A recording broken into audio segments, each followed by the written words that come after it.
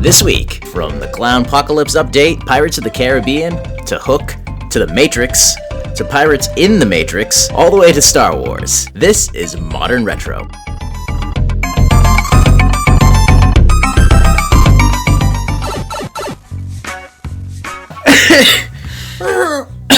God damn it, I can't make it. That's what happens when you try to do the TIE Fighter sound. I can't do it. You look like a drunk Godzilla. You're like, welcome back to Modern Retro, ladies and gentlemen. It's gonna be a good one. Yeah, it's gonna be good.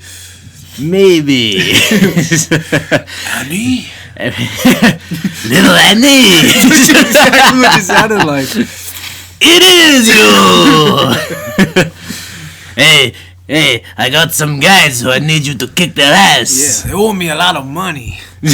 Now that you think about it, man, that really was really kind of racial. Really racist. He was a junk dealer.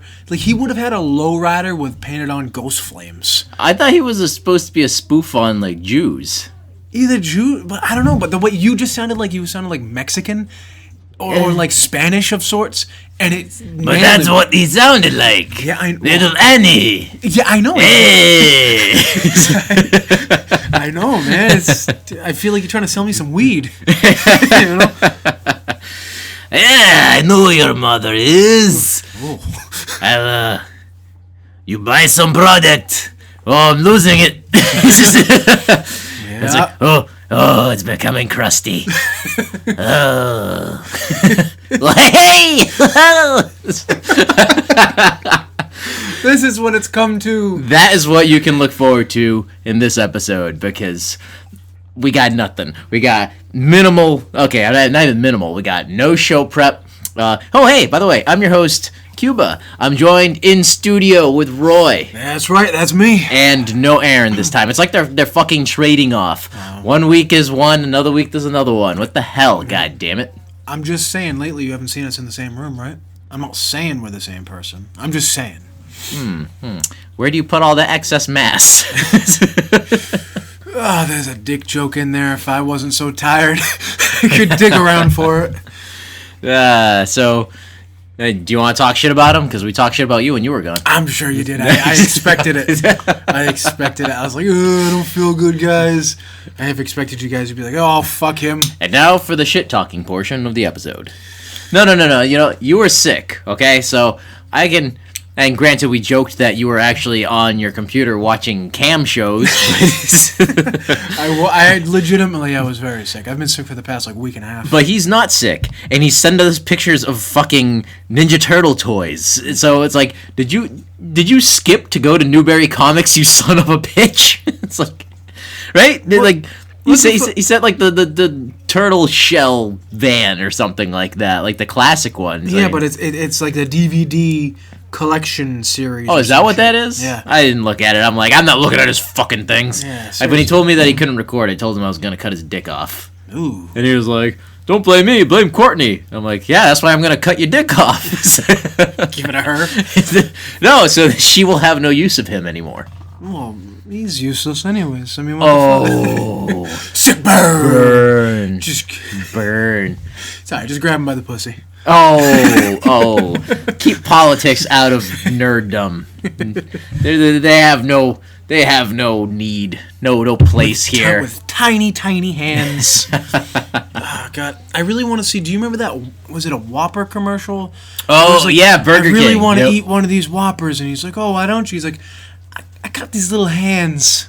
I just want to see that remake with him just like, I can't even do a Trump. I'd really like to be president. Yeah, it's huge. Why don't you? Because I got these huge hands. These tiny hands. The SNL thing of the skit of the debate was awesome. I don't know if you saw that. I didn't see it, but there's been Alec so Baldwin much. as Trump is like the best Really? Trump. He's got a good impression? Oh my god, dude. I'll have to find it right now. Just because it's awesome. There's been so many good, all those dance-off ones. Like, there was somebody in a Hillary mask, Donald Trump mask. And they're like dancing in the middle of Walmart. And in the middle of their dance, in the background on a scooter, goes fucking a girl with Obama's mask on. Oh my god, it's fucking hilarious. Yeah. So you're over the plague because it was. We said it was the back to school plague because it really is like every year school starts up, and then 2 to 3 weeks later, the sicknesses start rolling in. Well, it's the whole Middle Ages thing, man. It's when you take a bunch of people and you smush them into one fucking area. Back in, ain't fucking medieval times when everyone was in these villages. Yeah, everybody got sick. Bunch of fucking plague-ridden children instead of fucking rats. Lunch! Put the children in the catapult! Throw them over the wall! I got so angry. I was just like, these fucking kids. Fuck these fucking kids. Fucking kid cats. God damn. So you didn't listen to last week's episode. Let me get your opinion. What do you think of this fucking clown scare that's like now apparently global? I really want it to happen in our area. It has. In like the Taunton. Well, no, not in this immediate area that I'm aware of. I mean, there's like a viral marketing video last week that sent people going crazy. Then there was a dude. Yeah, but not in our immediate area. Not in our immediate area, but I mean within 30 minutes. I will say if that shit happens in our county, they're gonna get hurt. There was like a dude in Norwood or something like that. He put on a clown mask and followed his kid's school bus. Now he's getting charged with like misdemeanor, like mischief and disturbing the peace. No, I'd be pissed. There's no law that says I can't drive around with a fucking clown mask on. Oh, absolutely. Yeah. So I would. That is a bullshit charge right there. There it is. I would fight that fucking tooth and nail. Not only that, but there's a difference between that and have you seen the videos of people showing up? Like, there was this one awesome fucking video where this guy goes to his back window and he sees the clown out there on the edge of, the proximity backyard lights? Oh, yeah, the ones that, like, turn on with movement? Yeah, thank you. There was, like, a person standing out there and he was like, what the hell is this? Oh, it's a clown. Oh, I got something for you, clown. So he grabs a leash with his giant brown dog, and they go flying out there. And he lets the dog go, and it grabs his kid. And this kid's crying. Like, he takes the clown mask off of the person on the ground. It's some dorky 17-year-old kid with glasses.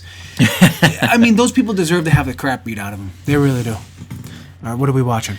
Article? That's a commercial. No, as just bringing up clowns, I saw I googled clowns just to get. I call it the Clownpocalypse. That's what I've been posting on the Facebook page as the ridiculous stories come up. So this is like Clownpocalypse Day like 14. The clowns are coming. Run! I don't fucking get it. I've never found clowns scary. Neither do I. I've always found clowns just dumb, not funny. I find clowns to be sad. Yes. They're like they're a step above a mime because they can talk. But when you look at them, they? I mean, I know like clowns can talk. That's true, but like when you go to the circus, none of the clowns talk. I think that's just a matter of they probably don't. They don't want to pay get a microphone for the clowns. Yeah, well, they're all far away. They're all on the what do you call it, like on the floor. Yeah. I mean, I guess when they get into the crowds, but I've seen talking clowns before. I mean, there was Bozo. Yeah. I don't know if Bozo is something that people across the country would know. Was that a local thing or was that a? No, Bozo the clown. He's famous. Like he's really because I remember he was on like channels fucking 24. Yeah, but I don't think it was like filmed down the street. I know, but it was like Access TV. Yeah, it was probably filmed somewhere in Wisconsin. And do you remember the? Oh yeah, dude. And if you listen to the goddamn episodes, you would have heard me making that song. Going, oh really? So I'm like, yeah, Bozo's a good clown because he played the Stones. I'm retreading ground. I didn't realize you guys played. You guys already did that. Yeah. So in where the hell is it? In Whitehaven, Cumbria, in the UK. I heard about this. The Clownpocalypse is so bad that apparently the local superhero all right, there's a guy group. No, there's a guy who takes justice, the fiery fist of justice, and he takes them into his own hands, and he's fighting back against the presence of clowns because where's Joker? He's dressed as Batman in a really good Batman costume too. It looks it's like a mix of like Bale Batman and Batman and Batfleck Batman. It's a really good costume. It is. It's really good. So and he's just going around beating the shit out of clowns. I think he's just chasing clowns away. I don't think he's actually. Where are they? It says, "Crazy clowns beware! Batman is in Whitehaven." I mean, that just sounds. Sounds like it's out of the '66 Adam West show. Have you ever seen the College Humor skit? Maybe you've seen him. You've seen the Batman, like the where he talks like this. Yeah, well, that's what he sounds exactly like Christian Bale. Yeah, but he's got like his mouth's open more and his like tongue's out. Like... Well, it starts off with Commissioner Gordon walking into the interrogation room, and he walks in and he sits down and he's filing through his file. He's like, Wiggles, drunk and disorderly at a birthday party. Wiggles the clown, and he looks up and it's Joker, and he goes, "Do you want to know how I got these scars?" No, I don't think I've seen this one. And then he goes, "Wait, if Joker's here, oh god, where's Batman?" He runs to the other room, and it's Batman beating the shit out of a birthday clown. And the clown he's like, "Where's Dent?" And he's just beating the shit, and the clown's like, "I drank two beers and cooking sherry at a birthday party." Oh, it's fucking. Maybe we could post that on the page later. Oh yeah, I'll have to find that. Oh, it's beautiful. That's awesome. But this is obviously Batman chasing clowns is clearly a stunt thing. But I mean, seriously, like this clown pandemic, this clownpocalypse baffles my mind. It baffles my mind, and the fact that it's now like jumped the pond and it's overseas. It's like, they don't really celebrate Halloween in England. This is strictly a white person thing, though. I will guarantee you will not see fucking clowns in Somalia. You just won't. I was gonna say you won't see clowns in any hood. Well, yeah. I mean, did you see another video? I'll bring this one. Did you see the three guys as dressed as clowns in a parking garage try to scare a whole bunch of like black thuggish guys? No, and they but get this too close. Doesn't sound like it'll end well. And the thugs, I just call them thugs for lack of a better word because of the way they're dressed, run and beat the bag out of these clowns. It's beautiful. Well, it's like similar to that video years ago when like bath salts was an issue, like when like well, dude in Miami. We had our daily zombie watch. Right, we did because like bath salts was making people eat people's faces and shit like that. And there's that one video. But that was real. Here's the difference: is that drugs can make people do crazy things. If I come into your house and I go into the bathroom and I inject or smoke something and I come out and I start gnawing on your wife's neck, just that's an actual possibility. Clowns aren't truly scary because you know there's somebody either in makeup or in a mask. You're right. They're just people. And there has been no story like confirmed of a clown actually like attacking somebody. No, if anything, the clowns are just hanging out and they get the shit kicked out of them by bystanders. They get dog sicked on them and hit with bats like that. But the dash cam video. Yeah, the video that you mentioned where they beat the clown's ass reminds me of the video of that came out around the bath salts issue thing of a dude like he wasn't even dressed as like a zombie, but he was like acting crazy. He had like blood. Do you remember we watched? He had blood all on his shirt, and he had like a tie like on his head, and he was running around like it looked like it might have been like somewhere in Florida, but like of course it would be. Yeah, it looked like it was somewhere in Florida, and he was like going around to like the black neighborhoods, and he was like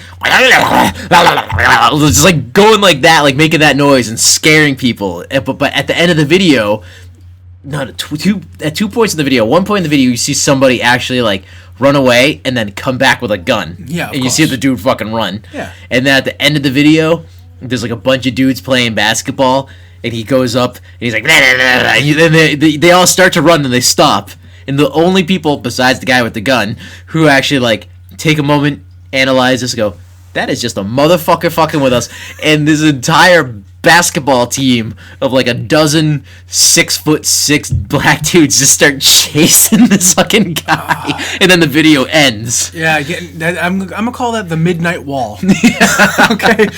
You know that video only ended because that dude got fucking just pulverized. Oh yeah, of course. Well, it's like, oh man, I'm joking. Yeah, me too. Well, it's like Bill Murray in was it Zombieland? Yeah. When there's real life zombies, you can't dress as a zombie and start walking around. You're gonna get capped. Right. Yeah. Exactly. But that's what pisses me off about this clown thing. Is scary clowns aren't real. I don't know. No. I don't even understand the phobia. No, I definitely don't understand the phobia.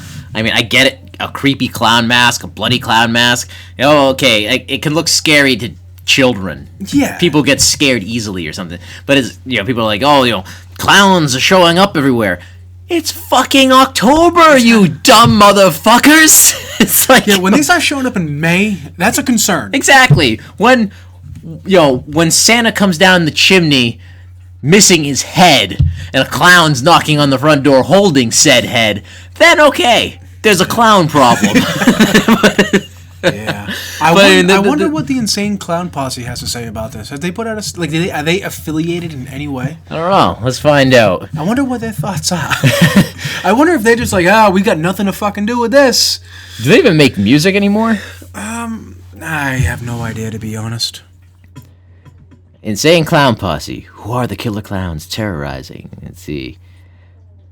It doesn't say much. Right, if anything, they got to be struggling to be relevant. Because say what you will, the band ICP had like a kind of a cool mythos about them. They were way different than any. Their music was terrible. I'm not saying it was good. All right, I just remember. I mean, I listened to it when I was in like 6th and 7th grade, and every once in a while, I'll put a song on the old iPod or something like that, and be like, yeah, all right, cool, because it was funny, But what's that thing down bottom? That is another advertisement. I think that's like looks like a Captain Morgan ad or something. I thought it was a Pirates of the Caribbean ad. No, did you see the new trailer though? I did not see the new one. It's very unimpressive. Is it? Oh, that's depressing. I mean, it doesn't. It's not like it looks bad. It's just This is the 5th one. Yeah, I think so. Yeah, we had the first 3. Actually, no. I'm sorry, I did see it. That was the one when, in the very end, he's like, "Can you tell him?" Yeah, like that ruined it. That ruined it. As soon as he said, "Please," I was like, "Why did you try to make it funny?" Yeah, because it's okay. It's like okay, more undead pirates. Which we did that. Okay, I get it. It does have that feel. The undead pirates and stuff does have the correct feel. They're going. No, right. That's cool. End of the clown topic. That's cool. That's fine. I have no problem with the undead pirates, even though we've already seen them. I preferred the undead pirates over the half fish pirates. Yeah, part of the crew, part of the ship, part of the crew, part of the ship, part of the ship, part of the. I don't know. It was Bill Knightley or something. Yeah. And these ones look cool. Like if you actually pause the video and go frame by frame, some of them are missing half their heads and shit. They look really cool. That's cool. And who's the main? Captain Salazar. See, I don't know. I don't know who Captain Salazar is. Yeah, I don't know if they just made him up. He's not Blackbeard, who was in the last one. Which was an awful waste. That whole movie. Awful waste for an amazing actor. Yes. I don't know that dude's name, but everything he's in is that dude is a phenomenal actor. He looked cool. He nailed the look. Everything about him was cool, but the writing was awful. Yeah, that was a cash grab. Just the whole thing just was bullshit. The whole thing. But yeah, that trailer, it set a tone. It was clearly it's just a teaser. It's ominous. Ooh, okay, more undead pirates. It's okay, but then at the end he's like, tell him that, please. It's right there. All I could think was SpongeBob. I can't hear you. Exactly. Dude, I recently just watched the second SpongeBob movie. Mm-hmm. Way better than the first SpongeBob movie, I have to tell you. I was never a fan of SpongeBob, so. But Antonio Banderas as the bad guy, as this pirate who steals the Krabby Patty formula and sets up shop on like Venice Beach, California, live action. Like that was great. I love Antonio Banderas, and like my wife saw the movie with her younger sister. Yes, she's got a sister that is 20 years younger than her, that's a weird situation for anybody. But seeing that she is not into SpongeBob, so she like watched that. She took her to that movie when it came out, and she came back. She was, I don't know what the fuck I watched. She's like, it's like watching an acid. Weird. It's an acid trip. And like I enjoyed it. I watched it with my daughter, the second SpongeBob movie, and I'm like, yeah, I dig this shit. It was like an acid trip, but I've just seen so much SpongeBob that I guess I'm just used to the acid. I remember when I was younger, seeing what movie was it? I wasn't feeling great, so I took some like cough syrup, like Dayquil type stuff. I was younger, just kids' cough medicine, and I think I took too much because then me and we went to go see, was it like some Spy Kids movie or something like that?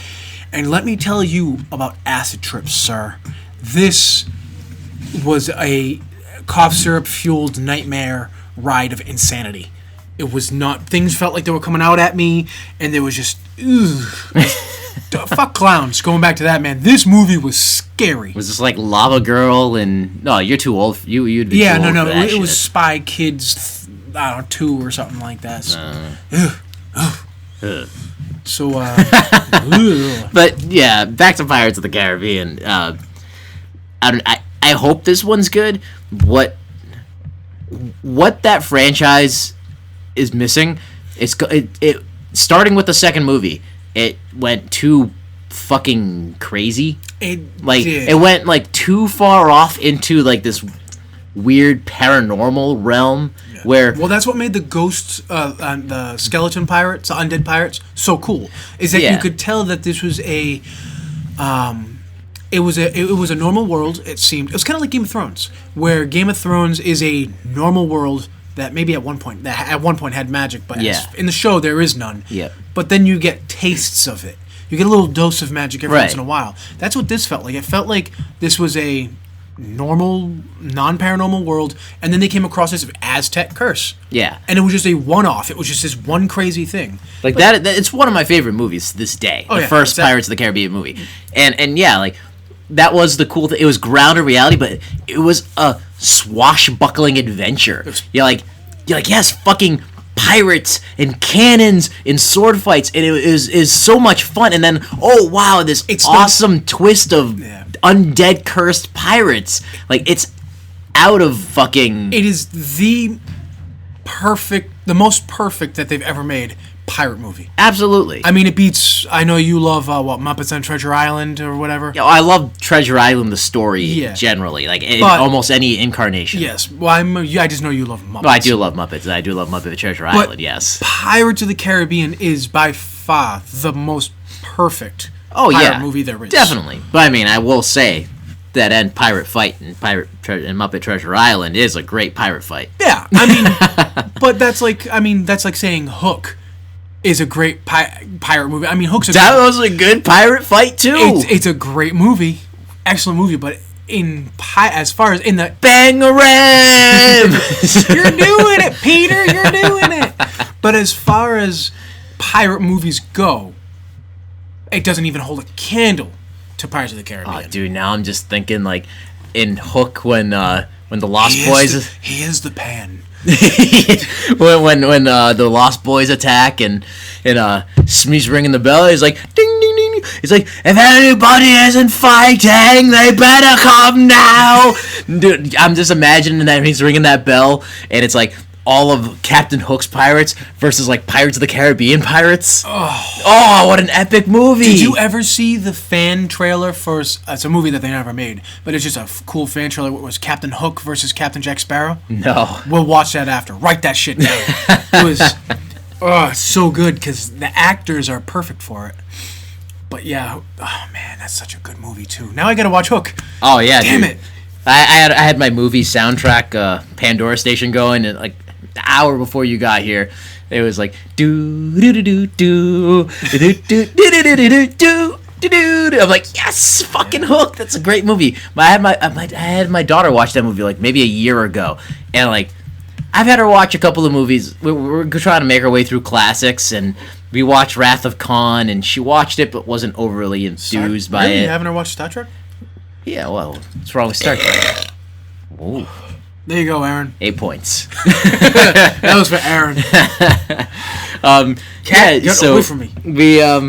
We watched Wrath of Khan, and maybe dude, it gets me. I always tear up when Spock dies, but maybe I'll get her later. She needs to. I feel like Star Trek is a little maybe not talky, but it's too much science and not enough magic. Well, that's why I went with Wrath of Khan, which is she was enthralled by it, but she didn't have that emotional attachment. Yeah. So I'm like, all right, well, I'll make you watch the original series, and then we'll get back to this. I'm just saying, if you were to introduce a kid to Star Wars or Star Trek, they're probably going to gravitate. So Star Wars is it's that's a more classic story. Yeah, magic, space wizards, and exactly. All. Yeah. So we watched some of the classics, and then we watched. I had her watch Hook. And it's like, that movie is still magical, no matter the generation, because just like, it's a Spielberg. Just that, it's such a great fucking movie. See, I guess they're remaking Jumanji with The Rock. Is it a remake or a continuation? I hope it's a continuation and not a remake. But either way, that's another great Robin Williams movie. But Hook is something you can't fuck with. You can't. They cannot remake Hook. They shouldn't even try. Well, no, I mean, Hook is already not even retelling, but a continuation of the Peter Pan mythos. Yes, but which is cool in itself because nobody ever continues the Peter Pan. That's like, they tell the story of Peter Pan, and that's it. And there's been some good Peter Pan movies. I wanted to see, was it Pan? Called Pan? There was another one on Netflix. It was like a series. Oh, yeah, it was supposed to be, I don't think it was a pilot for a series. It was on the Sci-Fi Channel. And it was good. It was really weird. It had like Captain Hook, like it was Captain Hook. It was a story of how Hook came to be, right? It was the story of how they all came to be. Like they were all like the Lost Boys and Peter. They were all like thieves for the dude who would become Captain Hook. I don't remember what his name was, but they're all living in London, and like there was like they found like an orb that when you like, I forgot if you smash it, somehow it brings you into Neverland, and like the kids got sucked into Neverland first, and then the dude who I don't remember his name, so I say the future Hook goes in, and you don't know it's Hook until the end, but like it shows like Neverland, like the crocodile's got like 6 legs, which is it's giant, which is really weird. Like they made Neverland really like almost like Alice in Wonderland-ish. Like Pan's Labyrinth. Yeah, they made it really weird. Just Pan's Labyrinth. I see what you did there. I didn't do it on purpose.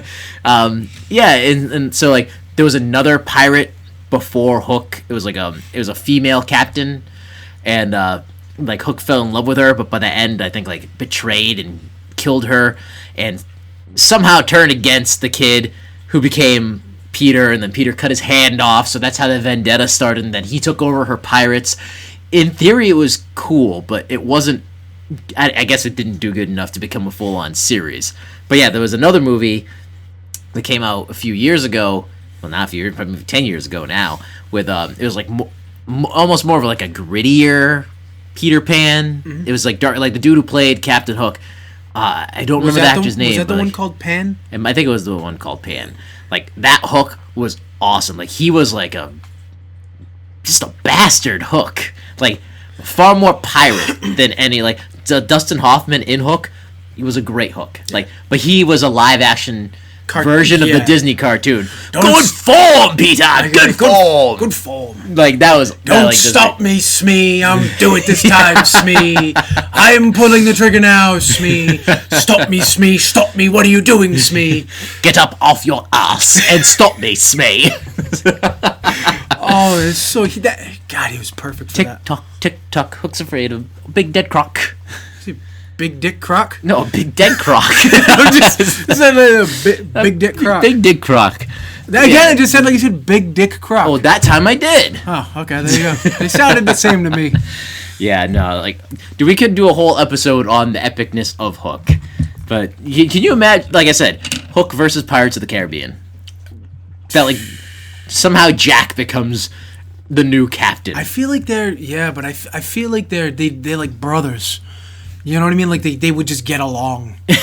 You know? Captain Jack Sparrow. I can't even do the Hook voice and say Captain. I have to practice that one. But it's I'm trying to think, who is this? I can see him going, James, we meet again. Yeah. Captain Jack Sparrow. Who says it like? Oh, it's Davy Jones. See, and that is what I don't like about the second and third one. I hated Davy Jones. Yeah. Wow, going way full circle, a roundabout's way back to our previous conversation. Hey, that's what happens on this. That's we should have called this show Random Path. Why not?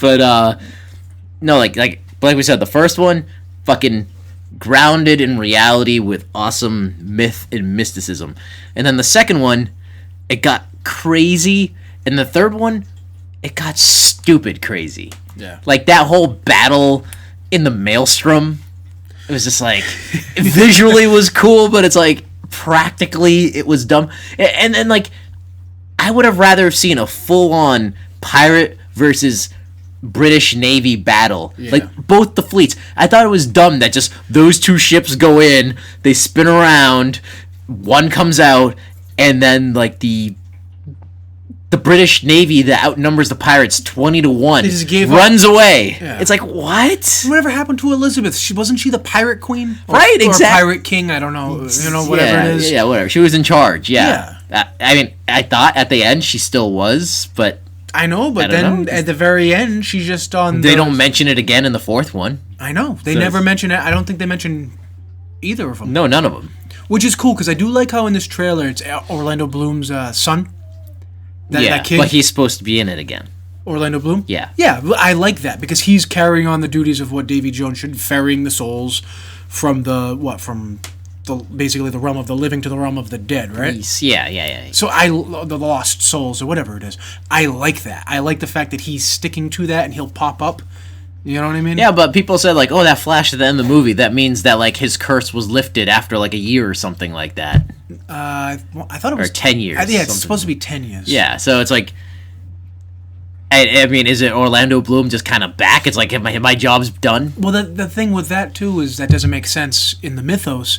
Is if the curse is lifted, like you said, and he's done. Okay, well then who's ferrying the souls? Yeah, is it the second in command? Is the dad just like, oh fuck? Yeah, it's like it falls to you now. It's like fuck you. So that movie had some really cool ideas. Like I love the idea of the ferrying of the soul to being the guardian. How Davy Jones kind of betrayed that duty. And but I don't like becoming all fish-like and the people. No, I love the actor who plays him. I think it's like a Bill Nighy. No, that was the father. It was Shane something. He's a good actor. I like just about everything he's in.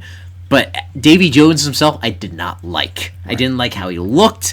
The only cool thing he ever did was kill that dude with his tentacles in the third one. Went through his nose. Yeah, like he broke his neck and suffocated him or something like that. Like, that was cool. He always reminded me of was it something Bossa from the Phantom Menace? Boss Nass. Yeah, that's who he reminds me of. Mr. Davy Jones. But the thing that was really cool about that movie was when you see, was it Jack Sparrow? I think is in like a cell or something like that, and he's there, and all of a sudden, like somebody's face pops off of the ship and starts talking to him. So when they say part of the ship, or part of the crew, part of the ship, it should be when you spend too much time there, you meld with the ship. Well, that wasn't. I thought that was. It is, but the whole like hammerhead shark people. And this and that. There was like a sea urchin. You don't need a hermit crab guy with a head that pops off or anything like that. You don't need that. What you should just have is pirates that are there that are grungy and dirty and that slowly. I don't even mind if they have like the barnacles and like starfishes growing on it because like that's becoming part of the ship. Yeah, like and apparently the Flying Dutchman goes underwater a lot, so it's like that shit will stick to you. I'm assuming that like when they're not doing anything, they're just sitting on the bottom of the ocean, right? And that's the impression that I got, because like it just looked like Davy Jones from time to time would go and kill dudes for fun. But I think a lot of the times he just kind of judging by everybody being fishy, I just think they just sat there and played that like fucking dumb how can you dice do that? game. How can you do that underwater? Slowly, very slowly. Hope those dice don't float away. Nah, they make them out of rocks. But see, I love the idea of Orlando Bloom's dad, William's dad, whoever the fuck it was, growing the shit on him, and then can you imagine the ship being made of like that's the crux, is that it's a trick, it's a deal with the devil. Yeah. You'll live, serve with me for 20 years. You'll live another 20 years as part of my crew. But at the end, you'll become part of the entire ship should be made of people. Can you imagine like them screaming going into battle, like they're part of the mast and shit? Well, I mean, don't like the gun ports, like aren't they mouths? Yeah, but that's all. I think it's like all ceremonial, like. Yeah, it's carved that way. That was what the ship was. That would have been cool though if like that wasn't carved. Like those were just like old crew members. Yeah, it'd be cool. When you're walking along the handle, you see like an arm. It's all made out of arms. Can you imagine like shit. the sails made of like skin? Skin? Oh, dude, that'd be great. That'd be awesome, dude. We're totally making Pirates of the Caribbean 2 and 3 way better than it was. I know, it's not that hard though. No, it is. No, and that's the thing. It's almost like the Matrix movies. Like the first one was great. I love the first Matrix, just like I love the first Pirates of the Caribbean. Great story, great concept. And then they're like, you can tell it was they made the movie and they go, whoa, we did not expect this to be this popular. This is now bankable, right? And then they made like they planned a trilogy around something that was never meant to be a trilogy. Yeah, and it's like, I guess if you have good enough writing, you can fudge it.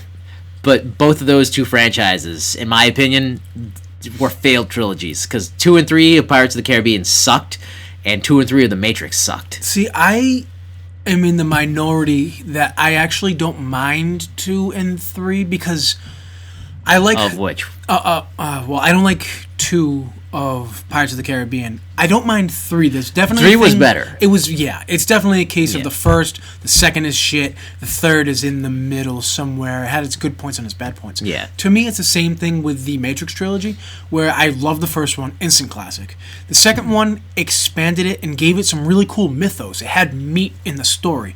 You had the programs, you had exiled programs that were scheduled for deletion, but then somehow escaped and became like things like ghosts in the Matrix. Like I think the Animatrix. The Animatrix, was fucking that expanded that universe more than I think the movies did. I've watched the Matrix trilogy so many times, and the thing that those suffer from, the second and the third now, is really dated CGI. The CGI is awful. It doesn't hold up. But it still holds up in the first one. Like the little squiddies. I mean, maybe because there's only two of them. It's the people. The people don't hold up in those movies. Even when you look at the first one, when the agents are cause like Neo's morphing. his mouth. Oh yeah. And like the liquid of the mirror. Yeah. Awful. Does not hold. But if they'll remaster those. But it was 1999 or something like that. Yep. So it's acceptable. But yeah, I mean, when you think about it, holy shit, that was only 6 years after Terminator 2? When Terminator 2 come out? 92? 92, 93? But then again, you're not excused because then Jurassic Park came out in 93, and that CGI still holds up. Yeah. I mean, the Matrix developed different technologies than... the CG wasn't their thing. It was just like pushing the boundaries of what you could do with it. Like the bullet time and stuff like that. That's a good call. That's a good call. Then I don't know. The second and third one weren't innovative, but Yeah, but we really have to rewrite those. Both series. We'll do it.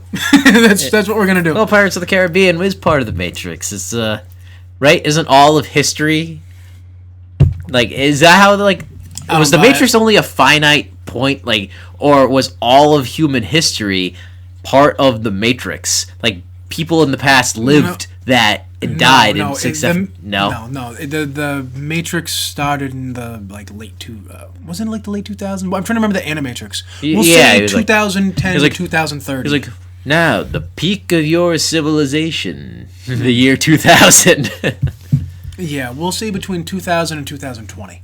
That's where the robots overtook. Well, I know in reality. I'm just saying, in the Matrix itself, like, is every human being on the planet just living in the Matrix at like, now regular time, or like or were like previous, 10 years ago, were people living 100 years into the Matrix's past? You know what I mean? Like, was history fake?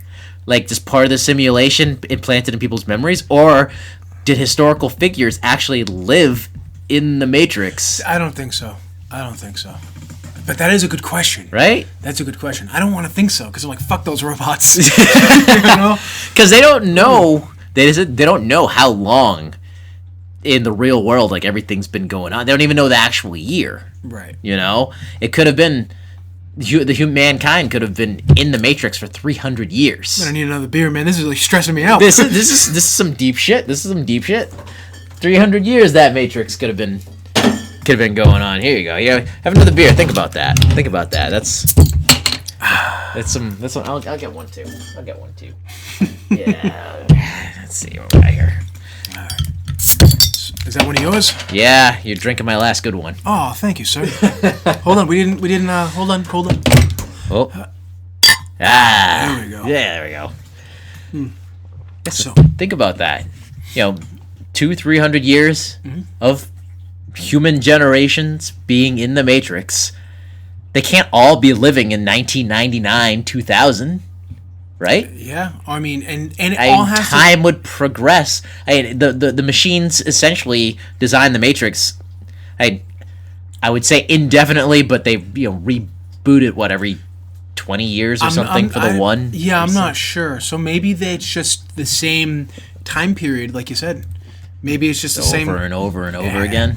I would assume it would have to be. But what if Cypher wanted all he asked for was like steak and to like be plugged back in as a movie star? What if he asked to be like, you know what? I'm really big into history. Like, he couldn't, because the Matrix is for everybody, not just one person. It's not a program that I think can be tailored to specific needs or wants. But they're machines. They already tailor to specific needs or wants. They can tailor to his steak. They can tailor to his wanting to be a movie star. God damn, that's a tough question. Everybody's in their own pod. Who's to say they don't just like type a special code algorithm and just import it into his pod only? So he could be like living in Star Wars? Yeah. God, that'd be amazing. If that was like his demand, I was like, I want to make my Matrix Star Wars and make me Darth Vader. That would be awful. Because that brings up the question that I brought up before the podcast, is do you think he lost his dick and balls on Mustafar? No. I mean, they got singed, I would imagine, but I don't think they got burned off? No, because his pants are still intact. I mean, he ain't having any more kids. I mean, the ground on I would imagine the ground on a lava planet is very, very hot. You ever leave a hot dog on one side for a little too long on the grill, and it's like still raw on one side, a little sweaty looking, and then you flip it over and it's crispy and black? That's probably what happened. I think I might have to call this episode the Crispy Black Hot Dog. Crispy, black, and sweaty.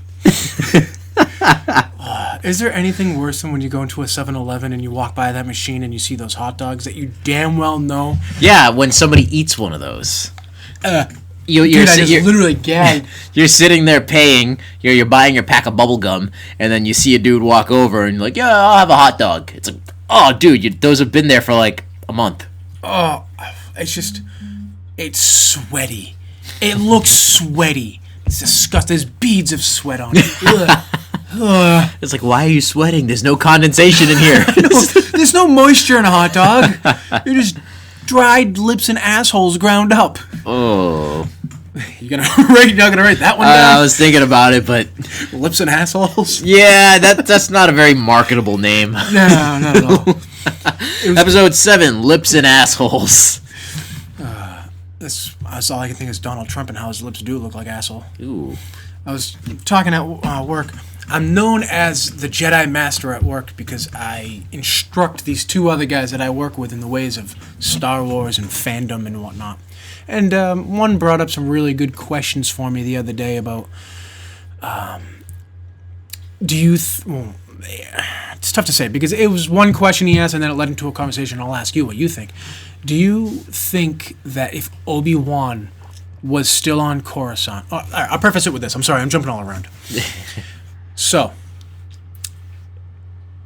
Palpatine requests the Jedi Order to send Anakin to go kill, what's his name, Grievous on Utapau, right? Yep.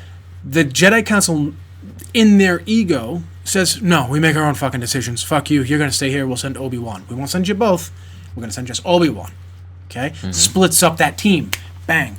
Now, Anakin, what I really like about this story is that you have the mythos of the young, strong, powerful person on a tightrope. Okay? And if he falls to the left, he falls to evil. If he falls on the right, he falls to good. It's an angel on one shoulder, a devil on the other. It's a classic trope. Do you think Palpatine knew what he was doing by requesting Anakin to go, knowing that the Council would send Obi-Wan instead, therefore taking away the good influence of Obi-Wan and making the fall for Anakin easier? Yes. Yeah. Yeah, I mean, exactly. Yes, he knew exactly what was going on. He knows that the Jedi are arrogant. I mean, that's not him spewing Sith lies. It's a fact. I mean, despite Palpatine being evil, he has the Jedi nailed down. Oh yeah. You know, they have thought for nearly 1,000 years that the Sith are extinct. So they have grown, you know, metaphorically fat, plump, and complacent.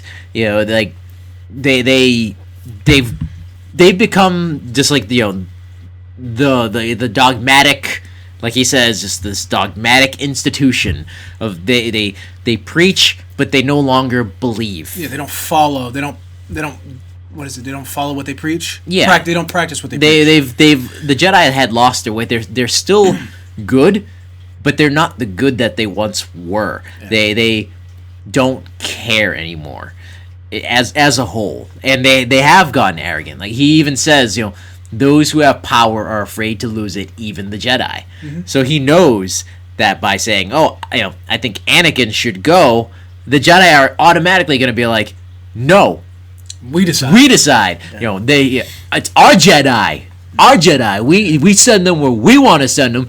We're going to send Obi-Wan. Yeah. You know, like that's that's exactly, he banked on that perfectly. He knew that they were going to send Obi-Wan over Anakin because Anakin's not ready. They don't trust Anakin. All of that. That's it. Everything that Palpatine does was planned. Everything he says, everything he does, the only thing that wasn't planned was Darth Maul being cut in half. And so he just winged it. And his winging it still he fucking worked out to his favor. Yeah, he fell into a pile of shit and came out still smelling like a rose. Right. Somehow.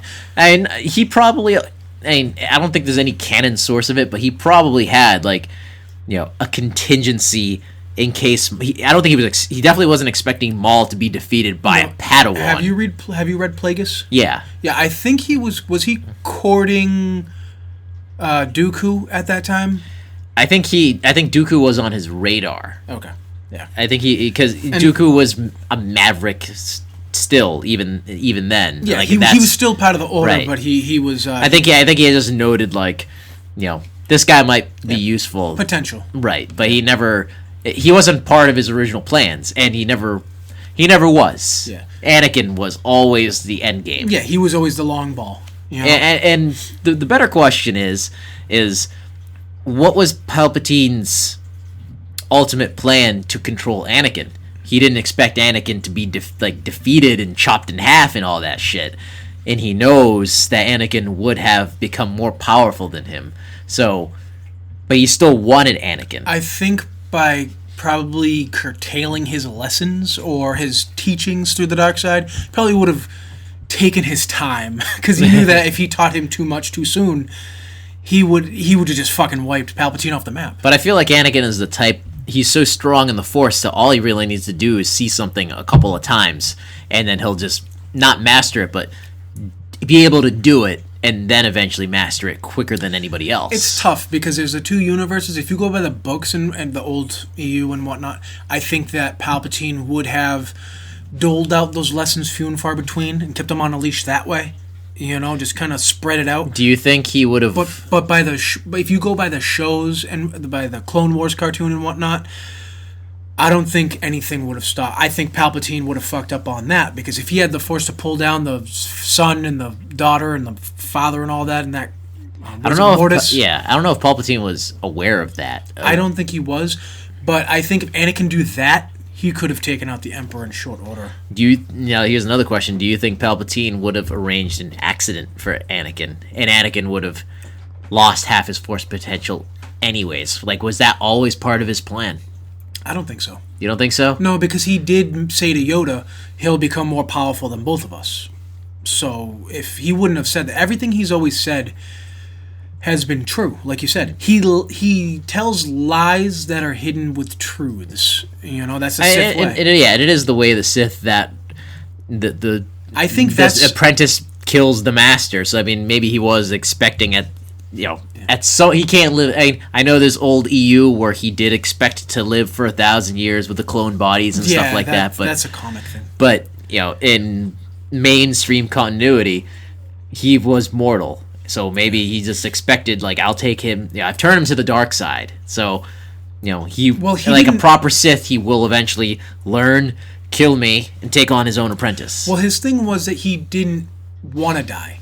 His plan was to become immortal eventually, because even though he thought his master Plagueis was too focused on the living forever thing, he was still carrying that on. I think that he was hoping that he would uncover the secret to immortality, harnessing midichlorians, and then he'd go on and maybe eventually teach Anakin. I don't know. It's probably not something you want to teach your apprentice. But like you said, I think there's three things. He didn't expect Maul to die. He didn't expect Anakin to get beaten by Obi-Wan, and he obviously didn't expect Vader to betray him in the end. Yeah. So you could tell that one was a complete shock. He was like, whoa! Like he was making a Pee-wee face. Yeah. But if you want to move on, we can. But this leads us into and I'll end the podcast on this. This is a good rambler. Right here. Yeah, but after we stop recording, I have some more questions. Ooh. But you really had just reaffirmed, you repeated what I told them. But I have more questions I'd like to bring to you eventually about the nature of the Force versus what Episode 1 says and what Yoda says. Unless you want me to we don't want to talk about it now, or we can jump into this article? Nah, we can do that post-podcast. All right, cool. All right, so this Sorry about our that. crazy theories here about Star Wars, moving on from everything else, but sticking with Star Wars. So I have a list here. 10 crazy Star Wars fan rumors that never panned out. Some of these are fucking batshit insane, and I've never heard of them. So number 10, Christopher Walken playing Darth Bane. Casting rumors are always out of control when a new movie is coming out, but few have gained as much hype as the rumor that Christopher Walken would play the fan-favorite character Darth Bane in Attack of the Clones. Most people outside the dedicated fandom have never heard of this character. Goes on to say, explain who Bane is, and then the rumor began with entertainment website Ain't It Cool News posted an article supposedly confirming that Bane was in the Attack of the Clones. Now, I do remember this rumor of hearing that, we'll see Darth Bane, not in Attack of the Clones, I think it was in Revenge of the Sith. Yeah, which would make no sense unless he was a ghost. Right. But I never ever heard the rumor that Christopher Walken was somehow attached to it. Oh, dude, I wish I had a good Walken impression. But, what was the next? In the early days of the internet, this news spread like wildfire, and the rumor soon spread to the radio and entertainment shows. Nobody knew whether the rumor had any credibility or not. It may have originated in an early draft Attack of the Clones, but it's also possible that Ain't It Cool News didn't have a credible source. No, of course. Yeah, but that would be cool to see Darth Bane, but I don't know if it'd be cool or not cool if it was Christopher Walken. It depends, because Walken's one of those actors that can that can do almost anything. He can do. Whoa! Are you even using the dark side? Let's see. Crazy rumor number 9. Mick Jagger will score The Empire Strikes Back. Really? In the days before the internet, it was difficult for people to verify rumors or speculate on what would be happening in a movie without a large general public forum. Yeah, I don't think. Thus, rumors were not prolific as in the original trilogy, but few fun ones did pop up. One of the weirdest was that Rolling Stones frontman Mick Jagger would score The Empire Strikes Back instead of composer John Williams. The rumor began when a Hollywood trade newspaper reported that Jagger was on call to score the film. Starlog magazine published the rumor and gave it traction with the public. Eventually, Lucasfilm came forward and stated that they had no clue where the rumor had come from. Obviously, when the movie came out, Williams did the score, but the influence of the Rolling Stones on Star Wars franchise was not over. The night before filming the scene in Empire Strikes Back, where the Millennium Falcon arrived at Cloud City, Carrie Fisher and Harrison Ford had a late night drinking with the Rolling Stones. According to Fisher, they quit drinking only 2 hours before the shoot. In the final cut of the film, both actors appeared buzzed in the scene. Dude, they banked Carrie Fisher. She was on a lot of coke in the 80s. Dude, they definitely... Dude, the Stones definitely banged her. I definitely. would've. Oh, so wouldn't I? I'd bang She's her. hot. Jesus. I'd do her now. Yeah. I don't... Do we have to read every... Just read the theories. Just read the theory, okay. Just read the fucking Number theories. 8, Jet Li playing Boba Fett. That's stupid. I don't even... that's... Can you imagine him doing, like, karate chops and shit? It reminds me of the robot chicken, Boba Fett. He's like, cha-cha-cha-cha-cha! Yeah, it's me, Solo. Number 7, Han Solo and Darth Vader merge into one life form. That's just dumb. I don't know. What? That's just stupid. Is that even a real rumor? Yeah. What? Come on. I guess if you think about it, like, before the internet, and there's crazy rumors with the internet, but I mean, just the rumors before the internet. Well, not only that, but we're talking 70s and 80s. Right. A lot of coke. Yeah, a lot of coke, Yes. yeah. So if we were pretty coked up right now, that would probably make a lot more sense. Cocaine's a hell of a drug. Yeah. Yeah, you can read this one. Number 6, Boba Fett is Luke Skywalker's mother. This one I heard. I remember hearing about this rumor, which is a weird rumor that Boba Fett. Yeah, but I don't know if it was specifically said that he was Luke's mom, but people were like, "Oh, could be a woman under the armor. We don't know. It's ambiguous." It would have been cool if it was a woman. I'd have no problem with it. See, that whole Captain Phasma Yeah. thing, that would have been cool. That would have been a cool reveal to find out that was actually a woman. They should have played it off like it was a guy, and then when you find Well, I mean, besides the voice, you can't really tell that it's a woman. voice modulate it. Even if they make it, make it. It could have been a masculine type voice. Did I say you could remove your helmet? You could make it like that, and then when it eventually gets the helmet taken off, and you're like a woman, like holy shit, all this badass shit that this character did. Now, do you think when Phasma takes her helmet off in the next one or third one, and she's gonna take it off, I'm sure at some point. Do you think they're gonna have her face all mangled up in like a scar or something, or do you think like they're gonna just keep her? She's a very, very attractive woman, Gwendolyn Christie. When she's not on Game of Thrones. When she's not on Game of Thrones, she's an attractive woman. Which way do you think they're gonna go with that? Honestly, I don't know. I don't see them going giant scars for some reason. I don't know why. No, like Dengar droopy face. No stroke face. No stroke face. Oh, strokey. Rumor number 5. Leonardo DiCaprio would play Anakin. That would have been awesome. That would have been awesome. Leo is a great actor. I love his movies. I've said it and I'll say it again. I think Hayden Christensen gets so much hate. I'm not saying he was bad. He got the whiny Skywalker thing down. I mean, but there's parts when you see his true acting. Like, I'm sorry, but in Attack of the Clones, when there's everybody hates on it. Well, that's the writing. This is a very poorly written movie. Well, when when they're on Naboo, that portion sucks.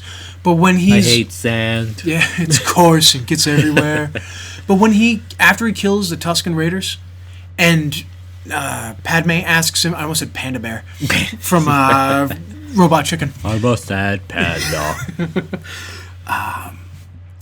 Poodoo or Panda Bear or whatever her name was. What was I saying? I'm sorry. When he's saying, I killed them all. They're animals, and I slaughtered them like animals. That when the tears come in his eyes and shit, that was a good scene. No, he was a good actor. He was a good Anakin.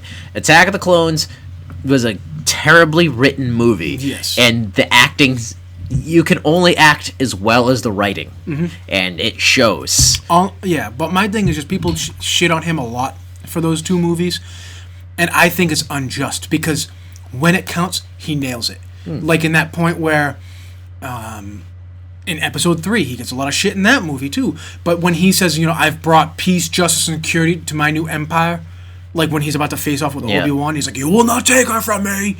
Like, if anything, Ewan McGregor is the one that fucks that up because he's like, "You have done that yourself." He fucks that whole vibe up. Yeah, like, you have to remember that Anakin is only 22. I know, but the way he acts that is perfect. Yeah, no, he does a good job. He does a good job. When it comes to that romance, that's cringe. that was a forced, terrible romance. A shower to wash that cringe off. Rumor number 4: Pussy Riot will appear in The Force Awakens. Apparently, this was written before The Force Awakens. Is Pussy Riot the all-girl band that got that was like jailed in Russia? That's my mouse arrow. I thought it was a bug. No. Yeah, they got like whipped in public or something like that in Russia for. I don't know if they got whipped in public, protesting. but they were unfairly jailed or something like that. Something.